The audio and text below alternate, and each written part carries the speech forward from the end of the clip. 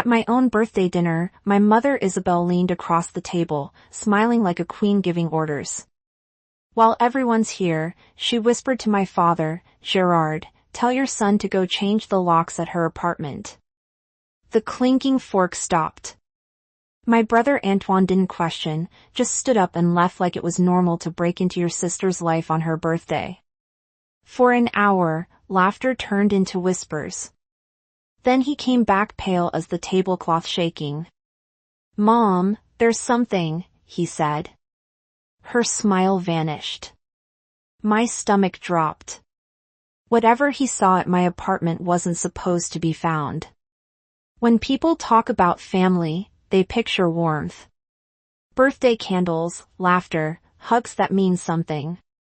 Mine always looked the part. Perfect smiles and Christmas photos, matching sweaters, polite small talk about vacations and promotions. But behind that, everything was a performance. My mother, Madame Dubois, was the director. My father, Gerard, her silent investor, and my brother Antoine, the star of every act. Since I was little, I knew my role. Stay quiet. Don't ruin the image. If Antoine forgot to call, Isabel said he's busy. If I missed one dinner, she said, you're selfish. Somehow, every flaw became mine. I used to think if I worked harder, achieved more, maybe she'd finally look at me the way she looked at him. But control doesn't stop when you start succeeding.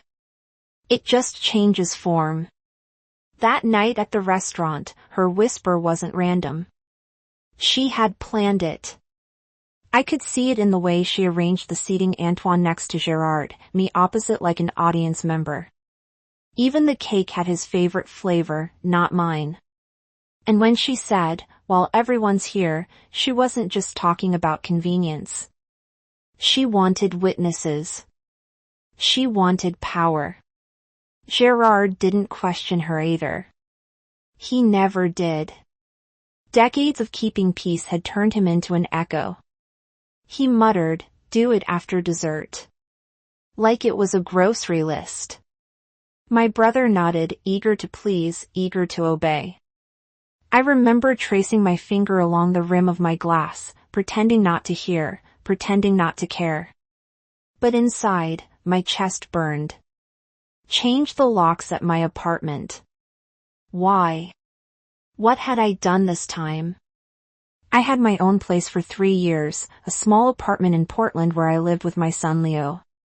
It wasn't fancy, but it was mine, my safe place. No one had a key except me. Or so I thought. When Antoine left the table, I stayed still.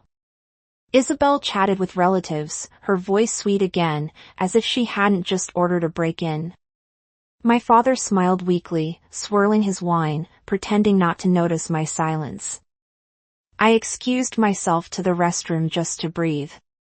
The mirror reflected a calm woman, neat hair, lipstick intact. No one could see the storm behind her eyes. By the time I returned, an hour had passed. Antoine was back pale and shaking. He leaned toward Isabel, his voice cracking. There's something you need to see. Her expression stiffened. What do you mean? He hesitated, eyes darting to me. There's police tape around her door. The table fell silent. My mother's fork slipped from her hand. I didn't move, didn't blink, because in that moment, I realized the real dinner hadn't even started yet. The drive home felt endless. Street lights flashed over the windshield like heartbeat monitors, steady but cold. My phone buzzed nonstop. Isabel, Gerard, even Antoine, but I didn't answer. The city outside looked normal, but I could feel something shifting, something that wouldn't go back to the way it was. When I pulled into my apartment complex, 2 police cruisers were parked near the entrance. Blue and red lights pulsed against the brick walls. My stomach twisted. I barely remember getting out of the car, just the sound of gravel under my heels, and a uniformed officer stepping toward me. Ms. Du Bois, he asked. I'm Officer Grant. Are you the tenant of Unit 214? Yes. What's going on? He checked his notes. We received a report of a break-in. Your door was forced open, but nothing appears to be stolen. We've sealed it for investigation. I blinked, trying to process. A break-in? Who would? He paused. Do you know anyone who might have a copy of your keys? My throat tightened. My brother Antoine Du Bois. The officer glanced up sharply. And why would your brother have your keys? I hesitated. Because my mother told him to. He exhaled through his nose, writing something down. That's quite an instruction. I didn't give permission, I said quietly. He nodded. We'll review the building footage. You should stay with someone tonight. But I didn't move. I couldn't because through the cracked door, I could see my living room. Nothing was destroyed, nothing missing except the feeling of safety. And then I saw it. The photos of me and Leo on the wall had been turned face down one by one. Officer, I whispered. Those photos, he stepped closer, flashlight sweeping the room. On the coffee table lay a single white envelope. He handed me gloves. You should open it. Inside was a short printed message. Tell your mother the truth always finds its way home. My fingers trembled. Grant frowned. Does that mean anything to you? I shook my head, but my heart knew better. The words weren't for me. They were a warning to her. Somewhere between that restaurant and this moment, the control my mother built was cracking. She just didn't know it yet. I barely slept that night. Every time I closed my eyes, I saw the envelope again. Those printed words staring back at me like a dare. By morning, the rain hadn't stopped. It hit the windows in hard, uneven bursts, the kind that makes silence feel louder. When my phone rang, I thought it was Isabel. It wasn't. Ms. Du Bois, this is Officer Grant. His voice was steady, professional. We traced a payment made to a man named Thomas Hale, the building's maintenance assistant. It came from a bank account under your mother's name. For a second, I didn't breathe. You're sure completely? The note and the timing line up. We believe your mother may have hired him to retrieve something from your apartment. Retrieve what I asked, though I already knew. Grant hesitated. That's what we're trying to determine. I suggest you speak to her directly but carefully. After the call, I sat on the edge of my bed, phone still in my hand, pulse pounding. Hired a man. My mother, who preached about reputation and trust, had committed a crime to invade my life. I remembered the box in my closet, the one labeled Gerard's business papers. I had found it last month while cleaning. Inside were property deeds, statements, wire transfers, documents signed with my name. I thought it was an accident, a clerical mix-up. But now I understood. Those weren't mistakes. They were camouflage. By late afternoon, I'd made up my mind. I texted her dinner, my place. 7 p.m. No games this time. Her reply came instantly. Fine, but be ready for the truth. When 7 came, the knock was light, deliberate, just like her. My mother Isabel stepped in, perfume and confidence filling the room. You shouldn't have involved the police, she said. I crossed my arms. You shouldn't have hired a man to break into my home. Her lips tightened. You don't understand what's happening. Then explain it. She glanced around, eyes lingering on the flipped photos. Those papers you found your father's business isn't simple.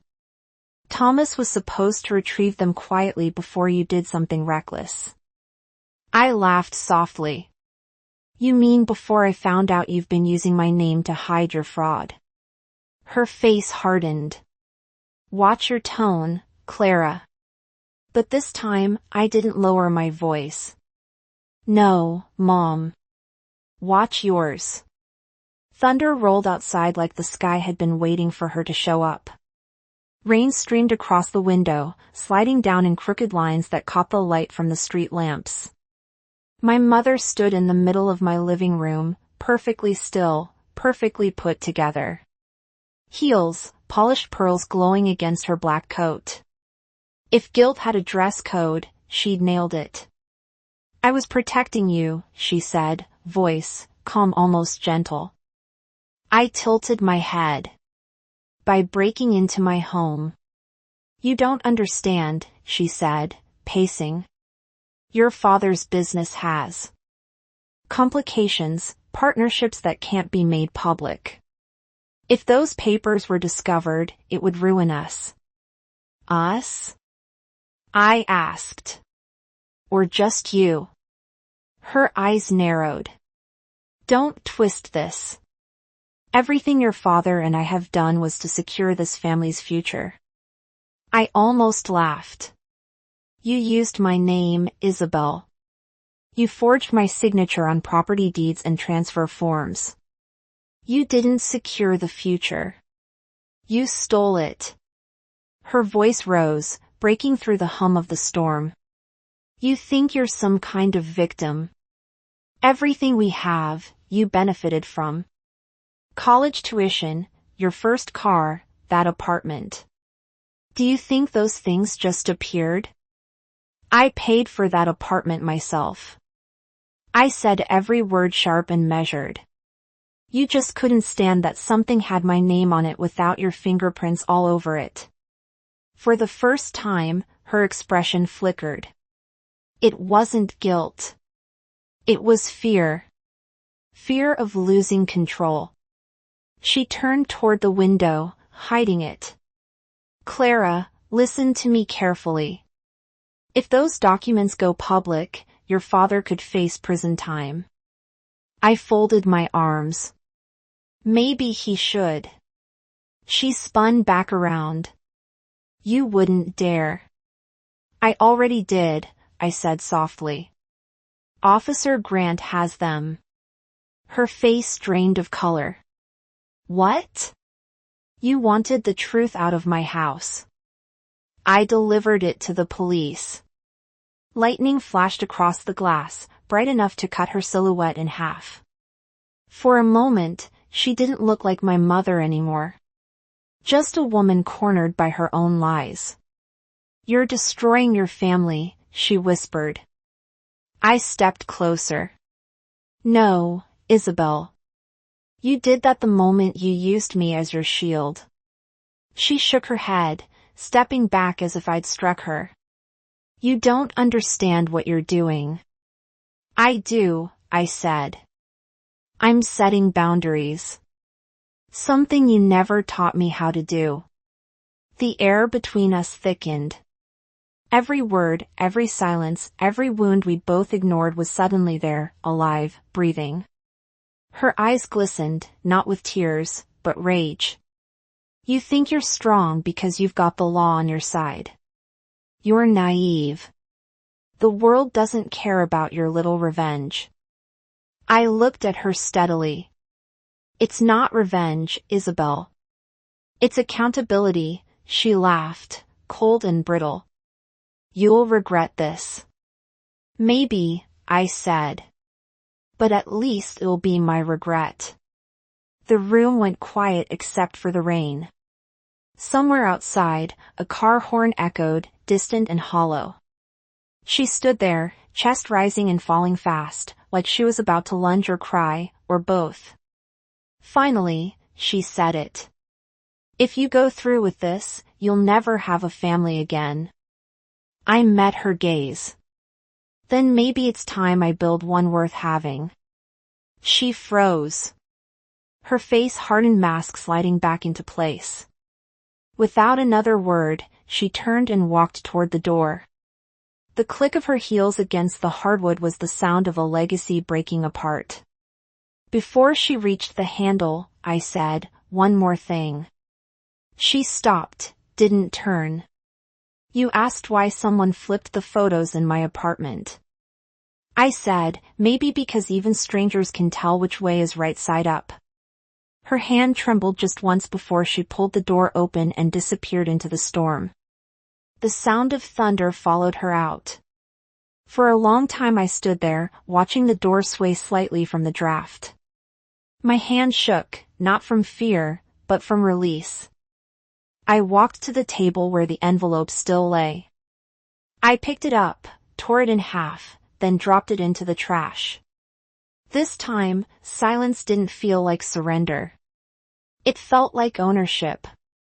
The next morning, I met Officer Grant at the station. My hair was still damp, the air outside heavy with leftover rain. He greeted me with a small nod.